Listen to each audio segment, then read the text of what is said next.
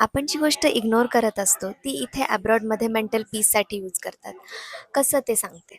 तर काल मी ऑफिसमध्ये एक मेडिटेशन सेशन बुक केलं होतं. 20 मिनिट्सचं सेशन होतं. ड्युरिंग द सेशन आणि सेशन संपत असताना एक बेल वाजली आणि ती बेल ऐकल्यानंतर माझ्या असं लक्षात आलं, की अरे ही तर आपली मंदिरातली घंटा आहे.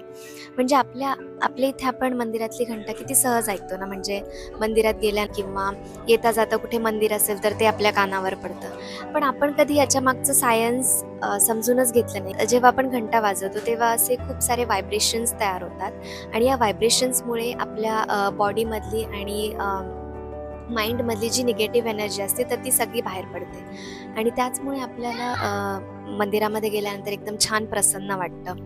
तर आपण ही घंटा म्हणजे एकदम कल्चर म्हणून बघतो, पण हेच आपलं ट्रेडिशन आता ग्लोबली वेलनेस टेक्निक म्हणून वापरलं जातं. तर मला कधी-कधी असं वाटतं ना, की आपण बाहेर बऱ्याच प्रश्नांची उत्तरं शोधत असतो, पण जे ते आपल्या संस्कृतीत ऑलरेडी असतात आणि ते आपल्याला माहीत नसतात. तर याबद्दल तुम्हाला काय वाटतं? मला कमेंटमध्ये नक्की सांगा.